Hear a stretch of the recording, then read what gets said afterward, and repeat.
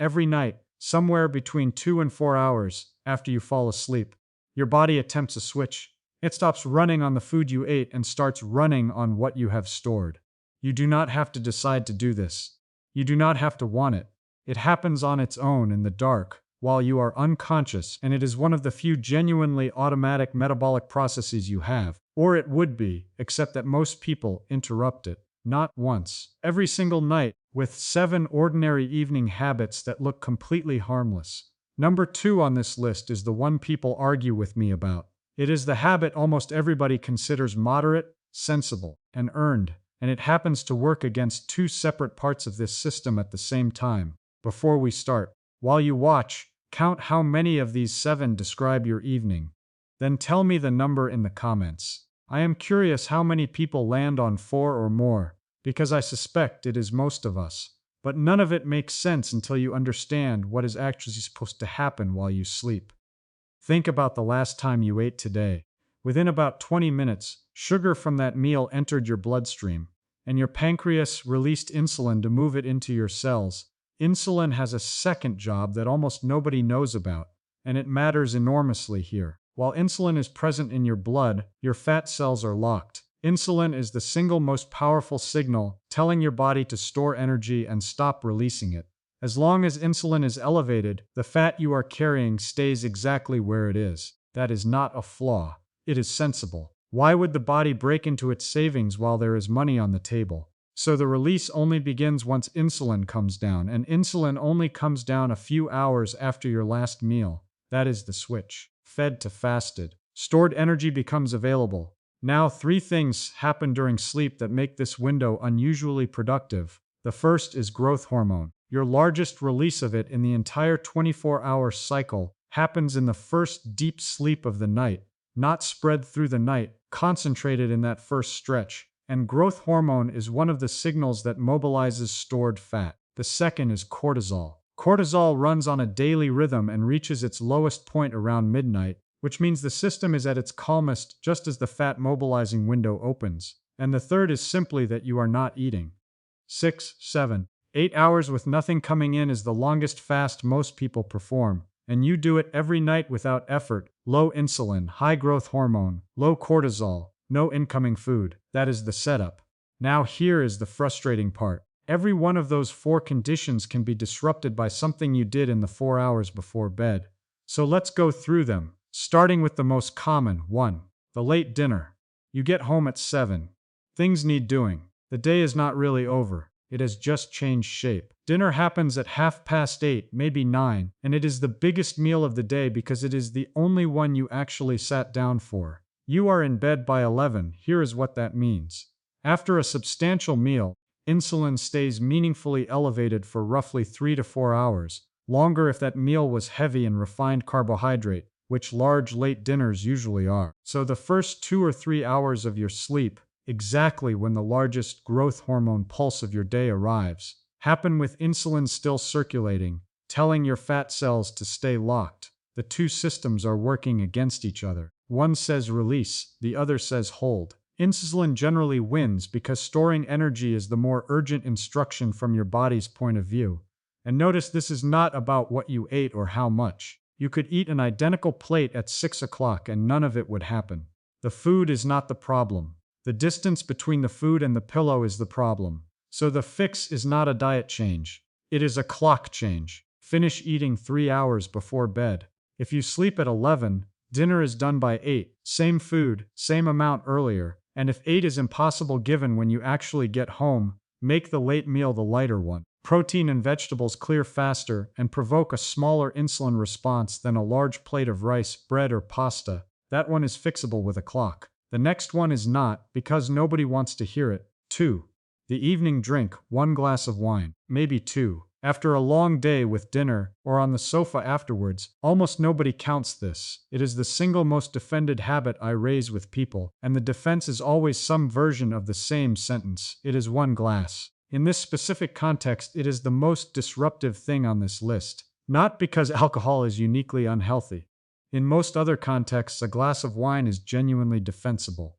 Because of everything on this list, it is the only one that attacks the system twice. through two mechanisms that have nothing whatsoever to do with each other. The first is what happens in your liver. Your liver treats alcohol as a priority. It cannot store it, and it treats it as something to be cleared quickly, so it drops what it was doing and metabolizes the alcohol first. Everything else queues behind it, including burning fat for fuel. So for as long as your liver is working through that drink, fat oxidation is substantially suppressed. Not stopped permanently, just paused during exactly the hours when it should be at its most active. A drink or two takes several hours to clear, and if you had it at 9, you are well into the small hours before your liver is free again. Think about what that overlaps with. The 3-hour window after you fall asleep is the most metabolically productive stretch of your night, and you have handed your liver a different job for most of it. The second mechanism is what alcohol does to your sleep. And this one surprises people, because alcohol genuinely feels like it helps you sleep. It does help you fall asleep. It is a sedative, and it shortens the time it takes to drift off, which is exactly why so many people use it for that purpose. But once you are under, the picture reverses. Alcohol fragments the second half of the night, suppresses REM sleep, and, this is the part that matters most here, research indicates that alcohol before bed reduces the growth hormone released during sleep. So look at what one glass has done. The first mechanism blocks fat burning at the liver. The second blunts the hormone that mobilizes the fat in the first place. Two entirely independent pathways converging on the same result. I am not going to tell you to give up alcohol. But if this is a habit rather than an occasion, move it rather than remove it. Have it with an earlier dinner instead of at 9 or 10 on the sofa. 3 or 4 hours between the last drink and bed lets your liver finish before your deep sleep begins. That one costs you the night it happens. The next one costs you the following day as well. That covers what you consume. The next one is about something you probably think of as separate from all of this 3. Cutting sleep short, 6 hours instead of 8. It feels like a reasonable trade, an extra episode, another hour of work, a bit of time that is actually yours. The immediate cost is straightforward. The growth hormone pulse we have been talking about happens in the deep sleep of the first part of the night, and deep sleep is more concentrated early on. But cut 2 hours off the back end, and you also lose a disproportionate amount of REM, and you shorten the overall window in which everything else was happening. But that is the obvious cost, and it is not the interesting one. The interesting cost arrives the next day. CMED restriction reliably changes 2 appetite hormones. Ghrelin, which tells you to eat, goes up. Leptin, which tells you that you have had enough, goes down. Both move in the wrong direction, and they move after a single short night. The result is not subtle. People sleeping short reliably eat more the following day, and they reach preferentially for the higher carbohydrate, higher calorie options, because a tired brain is looking for fast fuel. So the short night does not simply cost you one night's fat metabolism. It sets up a day in which you eat more, which sets up a bigger later dinner, which brings us back to problem number 1. There is one study worth knowing about here. Researchers put people on the same calorie-restricted diet and gave one group about 5.5 hours of sleep and the other about 8.5. Both groups lost roughly the same amount of weight, but the short sleep group lost far less of it as fat. A substantially larger share of their loss came from lean tissue instead. Same diet, same weight on the scale. Very different composition of what left the body. The fix is dull, and there is no way around it. Protect the hours. 7 to 9, consistently, with a bedtime that does not move by more than about half an hour between weekdays and weekends. Consistency matters as much as duration, because the whole system runs on a rhythm, and rhythms need regularity to stay in phase. Now, the smallest thing on this list, and the one with the most disproportionate cost. 4. The one thing after dinner. You finished dinner at 7:30. You did everything right. Then at 9:30 you have a couple of biscuits with tea, or a small bowl of ice cream, or a handful of something while the television is on. 200 calories. Nobody would call that a binge. But calories are not what is happening here. You just restarted the clock. Your insulin had been falling for 2 hours. It was on its way down toward the level where fat release begins. That small sweet thing brings it straight back up, and the countdown starts again from 0. You did not add much energy. You deleted 2 hours of progress and pushed the entire switch past midnight into exactly the stretch when your growth hormone pulse was arriving. That is the asymmetry worth holding on to. The size barely matters. The timing matters enormously. 100 calories at 9:30 costs you more of this window than 500 calories at 6 o'clock. And the fix is not willpower, because willpower at 9:30 in front of a television is not a reliable resource. Move it instead. If you want something sweet, have it as dessert straight after dinner, while insulin is already up. You get the thing you wanted, and it costs you nothing extra. The window was already open. If the habit is really about having something in your hands in the evening, rather than hunger, herbal tea works, and so does brushing your teeth right after dinner. Clean teeth are a surprisingly effective barrier. That is 4, and all 4 have been about what enters your body. The next one is not 5. The screen. This is the one that feels like recovery. You have finished everything, and now you are on the sofa with a phone or a tablet, or in bed with the television on. It feels like winding down. 2 things are happening, and neither of them is winding down. The first is light. Your brain decides when to release melatonin based largely on how much light your eyes are receiving, and it is particularly sensitive to the blue heavy light that screens emit. A bright screen held close to your face in an otherwise dim room is, as far as your brain is concerned, fairly convincing evidence that it is not night yet, so melatonin release gets pushed later, which pushes sleep onset later, which pushes your deep sleep and the growth hormone pulse inside it later too. Or, if your alarm does not move to accommodate any of this, simply squeezes the whole sequence into less time. The distance matters here as much as the brightness. A television across the room delivers far less light to your eyes than a phone held 18 inches from your face. The phone is the bigger problem, and it is the one most people are holding last thing at night. The second mechanism is arousal, and it has nothing to do with light at all. Scrommoning, news, email, an argument in a comment section, a message you now have to think about. All of these raise alertness at precisely the point in the evening when it should be falling. Your nervous system does not distinguish between a real problem and a problem you read about. It responds to both. That is why the blue light filter on your phone is only half a solution. It addresses the light. It does nothing about the fact that you just read something that annoyed you at 11 at night and are now going to lie in the dark thinking about it. So the intervention has to cover both. Screens off 60 minutes before bed. If 60 is unrealistic, 30 is meaningfully better than 0. This is not all or nothing. Dim the room in the last hour so your eyes actually get the darkness signal. And if you want something in that final stretch, make it a physical book or a magazine. Not because paper is magic, but because it is dimmer, and because it will not deliver anything that makes your heart rate go up.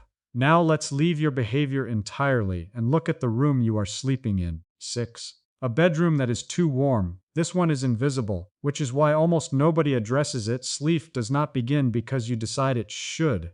It begins when your core body temperature falls. That drop is one of the primary physical signals that initiate sleep, and your body produces it by opening the small blood vessels in your hands and feet so heat can escape at the surface. If the room is too warm, that heat has nowhere to go. Your core temperature cannot fall as far or as fast as it should. The consequence is not just that you take longer to fall asleep.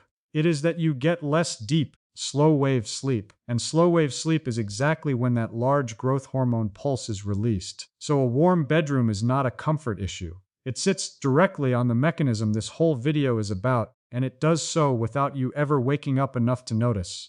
The target is cooler than most people keep their homes. Somewhere around 60 to 67 degrees Fahrenheit, which is roughly 16 to 19 Celsius.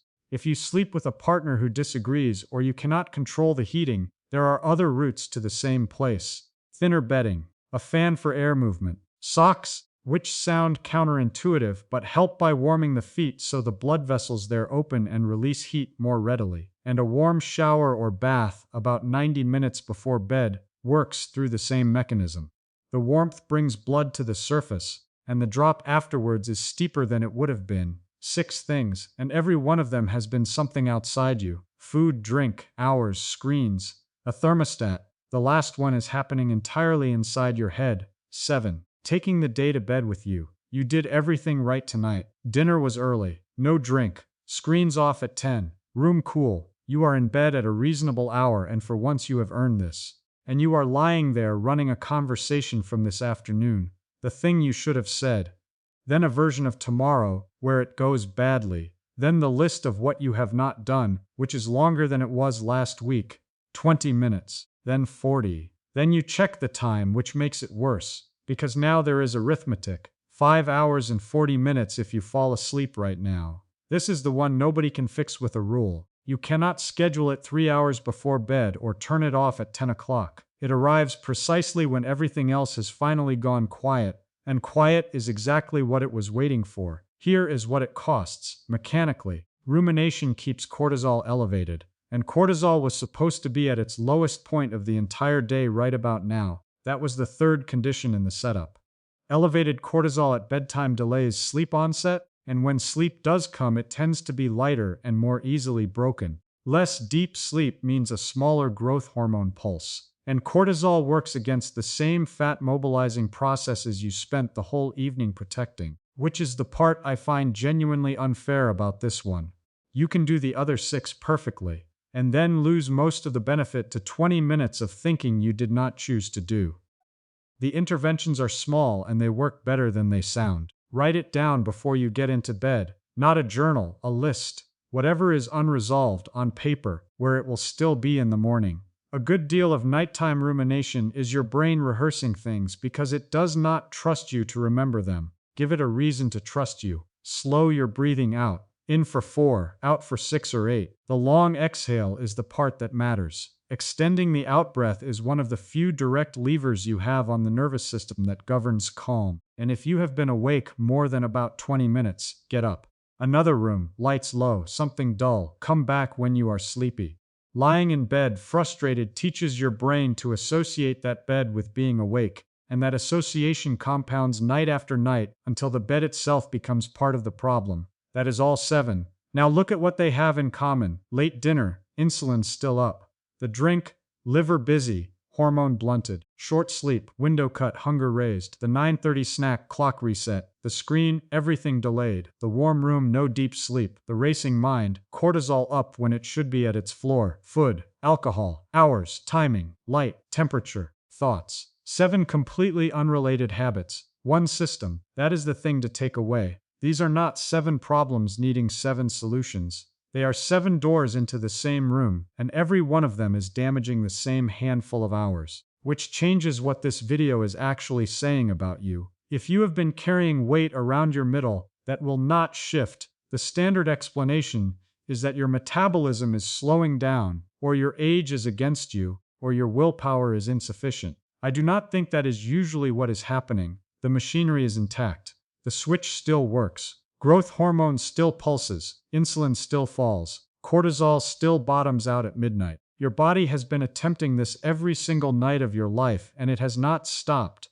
It has just been interrupted, quietly, repeatedly, by evenings that looked completely reasonable. And interruptions are a different kind of problem from a broken system, because interruptions have locations. You can find them. You can remove them one at a time. So do not try to fix all 7 tonight. That fails reliably, and then you conclude the whole thing does not work. Pick one. Whichever one you recognized most clearly while watching, that is your one. Do it for a week, and pay attention to how you feel when you wake up, because that is the thing that changes first. Then tell me 2 things in the comments. How many of the 7 were yours? And which one you did not expect? I would guess the room temperature catches the most people off guard, but I have been wrong about that before. If this was useful, subscribe. I do a lot of these, taking a single system apart and showing you where the levers actually are. And I have picked out 2 more videos on what happens to your body overnight. Either one is a reasonable next step from here.